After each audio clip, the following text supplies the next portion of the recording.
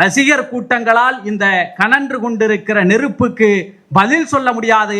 அவர்கள் வெறும் கூச்சல்களைத்தான் எழுப்புவார்கள். புனா ஒப்பந்தத்திலே ஒடுக்கப்பட்ட மக்களையும் புரட்சியாளர் அம்பேத்கரையும் பழிதீர்த்து கொண்ட காந்தியை அரசமைப்பு சட்டத்தின் மூலமாக அம்பேத்கர் பழிதீர்த்தார். ஆக ஏதோ அரசியல் புரியாமல், உரிமைகளை பற்றி கவலைப்படாமல் திராவிட முன்னேற்ற கழகத்தோடு விடுதலை சிறுத்தைகள் கூட்டணியில் இல்லை. பாரதிய ஜனதா கட்சிக்கு சொல்லிக் கொடுத்தவர்கள் சில நடிகரின் விஜய் போன்றவர்களுக்கும் சொல்லிக் கொடுப்பதற்கு தயாராக இருக்கிறார்கள். அதனால் தான் புரட்சியாளர் அம்பேத்கரை முன்னிறுத்துகிறார்கள். அதை அவர் வாயாலேயே சொல்லிவிட்டார்கள். அதுதான் சிக்கல். புரட்சியாளர் அம்பேத்கரை கூத்தாடிகள் கொண்டாடுவதை, நடிகர்கள் கொண்டாடுவதை திரைப்படமாக பார்த்துவிட்டு கடந்து சென்றுவிடும் இந்த சமூகம் அம்பேத்கர் அவர்களை பேசுகின்ற, ஆய்ந்தறிகிற நூல் வெளியீட்டு விழா என்பது இப்படித்தான் இருந்து வந்திருக்கிறது, இப்படித்தான் இருக்கும் என்பதை எல்லோருக்கும் சொல்ல வேண்டிய நிகழ்வாக இந்த நிகழ்வு அமைந்திருக்கிறது. ஏனென்றால் புரட்சியாளர் அம்பேத்கர் அவர்கள் குறித்து உரையாடுகிற பொழுது, வாசிக்கிற பொழுது அவர் நம்மை உறங்க விட மாட்டார். அந்த நூலை குறித்து பேசுகிறவர்கள் கனலாக தெரிப்பார்கள். அந்த கனலினுடைய புகைச்சல் என்பது விடுதலையின் வேகமாக எதிர் இருப்பவர்களிடத்திலே அது கனன்று கொண்டிருக்கும். ரசிகர் கூட்டங்களால் இந்த கனன்று கொண்டிருக்கிற நெருப்புக்கு பதில் சொல்ல முடியாது. அவர்கள் வெறும் கூச்சல்களைத்தான் எழுப்புவார்கள். இந்த கூட்டம்தான் விடுதலையின் வேர்களை தேடும் என்பதைத்தான் இந்த நிகழ்வு நமக்கு உணர்த்தி இருக்கிறது. நான் இந்த நூலை ஒரு 2 தலைப்புகளை சொல்லிவிட்டு நான் நுழைய இருக்கிறேன். இந்து ராஜ்யம் என்பது உண்மையில் நடைமுறைக்கு வருமேயானால் சந்தேகமின்றி இது இந்நாட்டுக்கு ஏற்பட போகும் மிகப்பெரிய ஆபத்தாகும். இந்துத்துவம் என்பது சுதந்திரம், சமத்துவம், சகோதரத்துவம் இவற்றுக்கு நேர் விரோதமானது. அந்த அடிப்படையில் இது ஜனநாயகத்துக்கு எதிரானது. எப்பாடுபட்டாகிலும் இந்து ராஜ்யம் தடுத்து நிறுத்தப்பட்டே ஆக வேண்டும். இது புரட்சியாளர் அம்பேத்கர் அவர்கள் சொன்னது. அதற்கு அடுத்தபடியாக மேடையிலிருந்து இறங்குகிற பொழுதே இறந்தாலும் கொள்கைக்காக நாம் இறப்போமே தவிர, புரட்சியாளர் அம்பேத்கரின் கொள்கைக்காக நம்முடைய உயிரை தாரை வார்ப்போமே தவிர, அன்றாட பிழைப்புக்காக, புதிய வாழ்க்கைக்காக கொள்கை தடம் மாறி என்ன சாதிக்க போகிறோம் என்கின்ற கேள்வியை முனைவர் தொல் திருமாவளவன் அவர்கள் எழுப்பினார். இதுதான் இந்த நூலினுடைய சாரமாக நான் தொகுத்து கொடுத்திருக்கிறேன். குறிப்பாக அன்றாட பிழைப்புக்காக புரட்சியாளர் அம்பேத்கர் கொள்கைகளை அடமானம் வைக்கக்கூடிய அளவிலே என்றைக்கும் விடுதலை சிறுத்தைகள் இருந்ததில்லை என்பதைத்தான் வரலாறு சொல்லிக் கொண்டிருக்கிறது. 1946 தேர்தலை பற்றி அண்ணன் அவர்கள் பேசினார்கள். முன்பு பேசியவர்களை பற்றியும் பேசினார்கள். உண்மையில் ஒன்றை தெரிந்து கொள்ளுங்கள். காந்தியினுடைய தலைமையிலே காங்கிரஸ் என்பது இந்த நாட்டினுடைய பூரண சுயராஜ்யத்தை கேட்டு போராடி கொண்டிருந்தது. வெள்ளைக்காரர்கள் இல்லாத சுதந்திர இந்தியா வேண்டும் என்று. ஜின்னாவினுடைய தலைமையிலே முஸ்லீம் லீக் இஸ்லாமியர்களுக்கான உரிமையை கேட்டு போராடினார்கள். தேர்தலை சந்தித்தார்கள், 1946 தேர்தலை. ஆனால் இந்தியாவிலே புரட்சியாளர் அம்பேத்கர் ஒருவர் தான் இந்த நாட்டினுடைய அரசியலமைப்பு சட்டக்குழு ஏற்பட இருக்கிறது. அந்த அரசியலமைப்பு சட்டத்தை வகுக்கிற, அரசமைப்பு சட்டத்தை உருவாக்குகிற குழுவிலே நம்முடைய பிரதிநிதிகள் இடம்பெற வேண்டும் என்றால் நீங்கள் இந்த தேர்தலில் எனக்கு வாக்களிக்க வேண்டும், நம் இயக்கத்தை வெற்றி பெற வைக்க வேண்டும் என்று அரசமைப்பு சட்டத்தை முன்வைத்து புரட்சியாளர் அம்பேத்கர் தேர்தலை களம் கண்டார். அப்போது யாருமே அப்படி சிந்திக்கல. ஆக புரட்சியாளர் அம்பேத்கர் அவர்கள் 1946 தேர்தலை அரசமைப்பு சட்ட குழுவிற்குள் நாம் நுழைய வேண்டும் என்று சொன்னால் இந்த தேர்தலை நீங்கள் எல்லோரும் முக்கியமாக கருதி வாய்ப்பளிக்க வேண்டும் என்று வேண்டினாரே, அந்த களம் இன்றைக்கு வந்திருக்கிறது.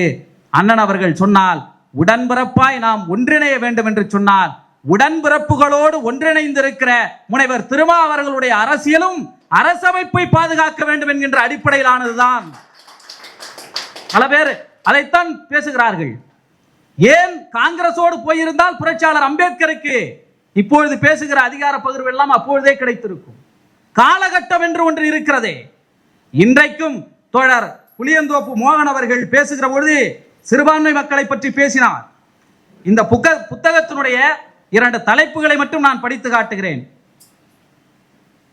பாபர் மசூதி இடிப்பும் அரசியலமைப்பு எதிர்ப்பும். நாஜி ஹிட்லரும் நரேந்திர மோடியும் ஒரு கட்டுரையை எழுதியிருக்கிறேன். வீழ்த்துவதற்காக விழுந்து வணங்கிய மோடி, ஓட்டு திரட்சியும் RSS சூழ்ச்சியும், தலித் பழங்குடியினுடைய அரசியல் நிலைப்பாடு, நெருக்கடி காலத்தில் திருமாவின் நாடாளுமன்ற நுழைவு. ஏன் இந்த தலைப்புகளை நான் வாசித்து காட்டினேன் என்றால், அன்பார்ந்த தோழர்களே, 1992 பாபர் மசூதியை இடித்தார்கள் அல்லவா? டிசம்பர் 6ஆம் தேதியை தேர்ந்தெடுத்தவர்கள் சரியாக 20 நாள் கழித்து டிசம்பர் 25ஆம் தேதி டெல்லியிலே கூடி பாரதிய ஜனதா கட்சியினுடைய ஒரு எம்பியும் ஒரு சாமியாரும், சுத்தானந்த பாரதி என்கிற ஒரு சாமியாரும் சேர்ந்து ஒரு அறிக்கையை வெளியிட்டார்கள். அம்பேத்கர் எழுதிய அரசமைப்பை மாற்ற வேண்டும் என்று வெளியிட்டார்கள். ஆக பாபர் மசூதியை இடிக்கிற வெறி அரசமைப்பின் மீதும் அவர்களுக்கு இருந்தது. இன்று மாறிவிட்டதா? நேற்றுதான் போட்டார்கள். சுப்பிரமணிய சாமி வழக்கை போட்டார். செக்குலரிசத்தை எடுங்கள், மதச்சார்பின்மையையும் சோசலிசத்தையும் நீக்குங்கள் என்று போட்டார். அந்த வழக்கிலே உச்சநீதிமன்றம் முடியாது என்று சொல்லிவிட்டது. மறுபடியும் இன்று இன்னொரு வழக்கை போட்டிருக்கிறார். வழிபாட்டு உரிமை சட்டம் தொடர்பான திருத்த சட்டத்தை நீங்கள் மறு ஆய்வு செய்வீங்கள் என்று போட்டிருக்கிறார். ஆக அரசியலமைப்பு சட்டத்திற்கு எதிரான கருத்துக்கள் இந்த நாட்டிலே தொடர்ந்து கொண்டிருக்கிற பொழுது நாம் எல்லா தன்னிறைவையும் பெற்றுவதை போல ஒரு மாய தோற்றத்தை ஏற்படுத்தி இங்கே வேறு விதமான அரசியலை திணிக்க பார்க்கிறார்கள். மராட்டியத்தில் அதுதான் நடந்தது. மராட்டிய மாநிலத்துக்கான அரசியலை பேசினார்கள். பாரதிய ஜனதா கட்சி பின்னால் இருந்து கொண்டு தேசியவாதம் பேசிய தேசியவாத காங்கிரசிலிருந்து சிலரை பிரித்து ஒரு அரசியலை பேச வைத்தார்கள். சிவசேனாவிலிருந்து சிலரை பிரித்து ஒரு அரசியலை பேச வைத்தார்கள். 2 பேரையும் ஆட்சியை ஆளுவதை போல மாயைகளை காட்டி அவர்களுக்கு முதல்வர் ஆசையை ஊட்டி எல்லாவற்றையும் செய்து முடித்தவர்கள் வெற்றியை தமக்காக சுவீகரித்துக் கொண்டு இன்று பிஜேபி ஆட்சியில் அமர்ந்து விட்டார்கள். ஆக இப்படிப்பட்ட அரசியலை நமக்கு தெரியும். இவங்க பிஜேபி எதிர்க்கிறாங்க, பிஜேபிக்கெல்லாம் இல்ல, பிஜேபி எதிர்த்துக்கிட்டு தானே இருக்கிறாங்க, இதெல்லாம் நிறைய பேர் வைப்பாங்க. கடைசியாக அவர்களுடைய பிரச்சாரம் என்பதை பாரதிய ஜனதா கட்சி அமைதியாக இருந்தே அறுவடை செய்து கொள்ளும்.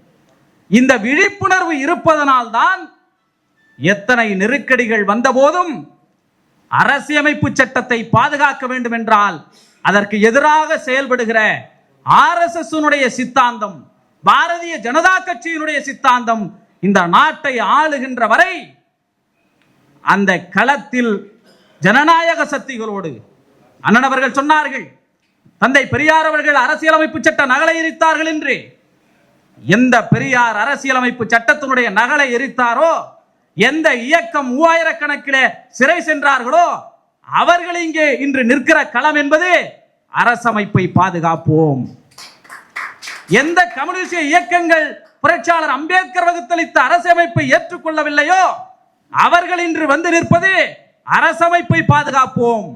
அன்பார்ந்த தோழர்களே, ஒன்றை நான் இந்த இடத்திலே பதிவு செய்கிறேன். காந்தி அவர்களை பற்றி கிராம ராஜ்யம் என்னும் ராமராஜ்யம் என்று ஒரு கட்டுரை எழுதியிருப்பேன். இந்த நாட்டினுடைய விடுதலை பெற்ற பின்பும் கூட காந்தியார் எழுதி கொடுத்த அரசியலமைப்பு சட்டம் இதிலே சேர்க்கப்படாமல் போனதற்கு காரணம் புரட்சியாளர் அம்பேத்கர் என்கின்ற மாமனிதர் தான்.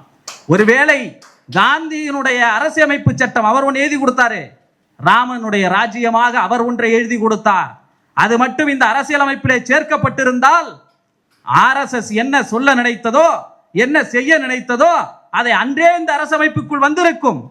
புனா ஒப்பந்தத்திலே ஒடுக்கப்பட்ட மக்களையும் புரட்சியாளர் அம்பேத்கரையும் பழிதீர்த்து கொண்ட காந்தியை அரசமைப்பு சட்டத்தின் மூலமாக அம்பேத்கர் பழிதீர்த்தார். அதான் வரலாறு.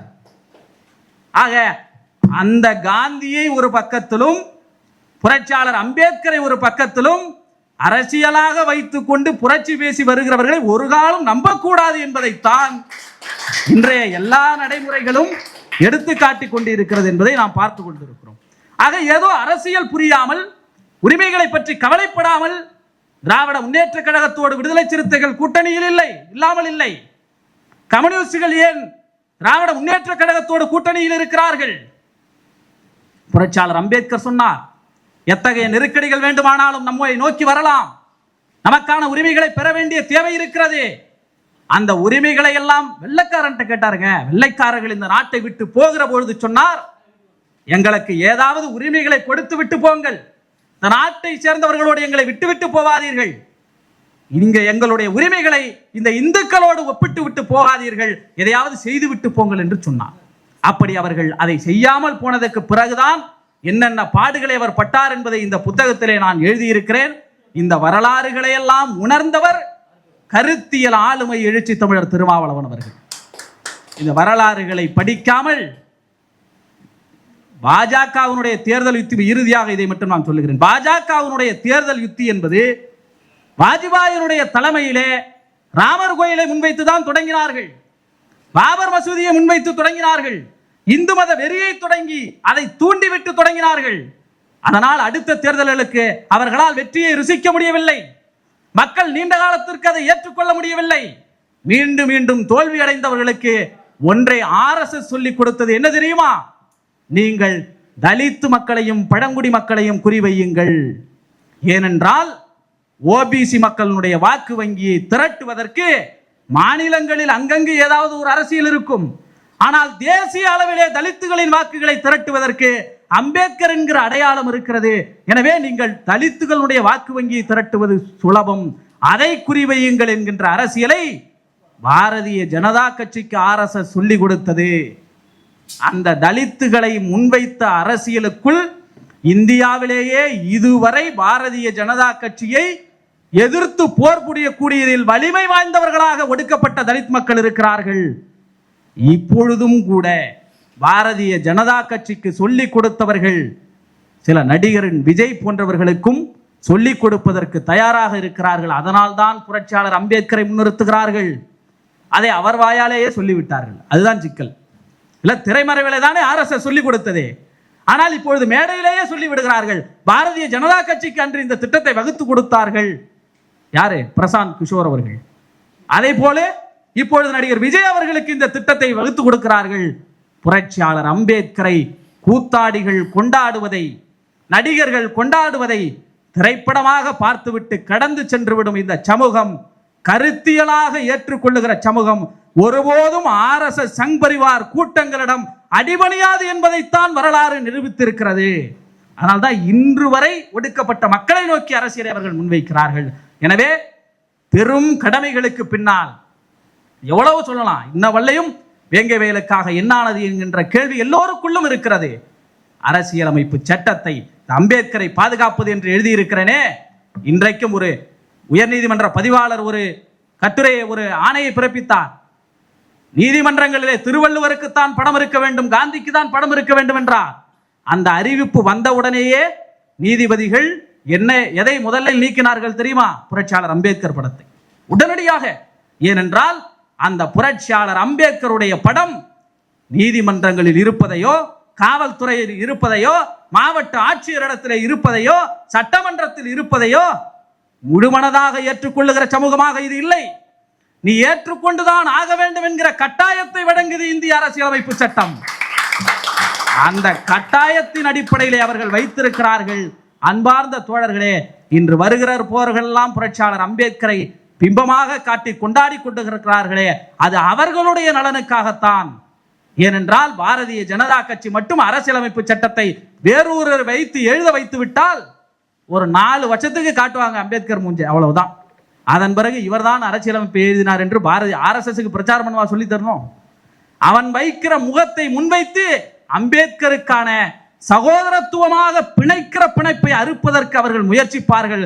எனவே அண்ணன் அவர்கள் சொன்னதை போல உடன்பிறப்பாய் இணைக்கின்ற, நாம் அதைத்தானே பயன்படுத்துகிறோம். எல்லோருக்குமான சட்டத்தை எழுதியவர், எல்லோருக்குமான சட்டத்தை எழுதியவர். இந்த சட்டத்திலே குறைபாடுகள் இருக்கிறது. நான் சட்டத்தை பற்றியே இந்த புத்தகத்திலே உள்ளே நுழையவில்லை, மாறாக அதற்கு பின்னால் இருக்கிற அரசியலை எழுதியிருக்கிறேன். ஆகவே அரசமைப்பு சட்டத்தை பாதுகாக்கின்ற கடமை இருக்கிற வரை திராவிட முன்னேற்ற கழகத்தின் தலைமையிலான கூட்டணியை ஆதரிக்க வேண்டிய தேவை ஒவ்வொருவருக்கும் இருக்கிறது. அந்த தேவையில் எந்த சமரசம் செய்து கொள்ளாதீர்கள். இந்த அரசியலமைப்பு சட்டத்தை புரட்சியாளர் அம்பேத்கர் அவர்கள் பெற்றுத்தந்த பாதுகாப்புகள் தான். நன்றாக யோசியுங்கள் தோழர்களே. வேங்கவேல் என்கின்ற ஒரு அடையாளத்தை முன்வைக்கிறார்கள். மாறாக ஒடுக்கப்பட்ட மக்கள் தொடர்ந்து பாதிக்கப்படுகிற பொழுதெல்லாம் இங்கே பல வழக்கறிஞர்கள் வந்திருக்கிறார்கள். நம்முடைய மூத்த வழக்கறிஞர்கள் இருக்கிறார்கள். காலரை தூக்கிவிட்டு கொண்டு கான்ஸ்டிடியூஷன் என்னிடத்திலே இருக்கிறது என்று சண்டை போடுவதற்கு இதுதான் நமக்கு உதவி இருக்கிறது. இதுவே பறிபோகிறது என்று சொன்னால் நம்முடைய நோக்கம் என்பது முதலில் பாரதிய ஜனதா கட்சியை RSS எதிர்ப்பதாக இருக்க வேண்டும். அப்படி அதை எதிர்ப்பதற்கான களத்தில் யார் உறுதியாக இருக்கிறார்களோ அவர்களின் கரத்தை வலுப்படுத்த வேண்டிய தேவை இருக்கிறது. எனவே திராவிட முன்னேற்ற கழகத்தின் தலைமையிலான இந்தியா கூட்டணியை தமிழ்நாட்டிலும் அகில இந்திய தலைவிலே ராகுல் காந்தி அவர்களின் தலைமையிலான இந்தியா கூட்டணியையும் தற்கால சூழலுக்கு ஆதரிக்க வேண்டிய தேவை அம்பேத்கரியவாதிகளுக்கு நிச்சயமாக உண்டு என்பதைத்தான் முனைவர் திருமாவளவன் அவர்கள் முன்வைத்து அரசியலை நிகழ்த்தி வருகிறார். அதை இந்த தலைமுறை புரிந்து கொள்ள வேண்டும் என்கின்ற செய்தியை பதிவு செய்து என்னுடைய பகுதிக்கு நான் முதலிலே நாடாளுமன்றத்தில் வாக்களித்ததும் பானைக்குத்தான், சட்டமன்றத்தில் வாக்களித்ததும் பானைக்குத்தான். அந்த பெருமை எங்கள் பகுதிக்கு உண்டு. அந்த வகையிலே எங்களையெல்லாம் வழிநடத்தி கொண்டு செல்லுகிற ஒரு இளைஞர் சமுதாயம் அரசமைப்பை முன்வைத்து நகர வேண்டும். அதனால்தான் இத்தனை வெறும் கருத்தியலை விவாதிக்கிற தளமாக இது மாறிக்கொண்டிருக்கிறது. அந்த கருத்தியல் தளத்துக்கு பின்னால் அறிஞர் அண்ணன் சிந்தனை செல்வன் அவர்களுடைய சிந்தனை எங்களிடத்திலே புதைந்து கிடக்கிறது. அதை நாங்கள் வெளிப்படுத்தி கொண்டிருக்கிறோம். அந்த அளவுக்கு இந்த நிகழ்வுக்கு வந்து சிறப்பு செய்த அண்ணனுக்கும் இறுதியாக நன்றி உரை வழங்க இருக்கிற தோழர் தமிழ்வளவன் அவர்களுக்கும் பல்வேறு நெருக்கடிகளுக்கு மத்தியிலும் கூட இந்த நூலை நான் கொண்டு வருவதற்கு மிக முக்கியமானவர் தம்பி தருமபுரி யாழ் திலீபன் அவர்கள். அவர்தான் தம்பி பதிப்பகத்தினுடைய உரிமையாளர். அவர் பல்வேறு சிரமங்களை கடந்து என்னுடைய கையை பற்றி கொண்டு இந்த நூலை கொண்டு வந்திருக்கிறார். அவருக்கும் இந்த நேரத்திலே நன்றியை சொல்லிக்கொண்டு இந்த நூலை எழுதுகிற காலகட்டத்திலே நான் இந்த நூலிலேயே சொல்லி இருப்பேன். அப்பொழுதுதான் எனக்கு மகன் பிறந்திருந்தான். அவனுடைய பெயர் கபீர் அம்பேத்கர். அந்த இடைவெளியில் கூட என்னை இந்த நூலை எழுதுங்கள் என்று இப்பொழுது வரை எனக்கு தொடர்ந்து ஊக்கமாக இருந்து வருகிற என்னுடைய இணையர் வழக்கறிஞர் மாலதி அவர்கள் உள்ளிட்ட யாவருக்கும் நன்றியை சொல்லி நிறைவு செய்கிறேன். நன்றி, வணக்கம்.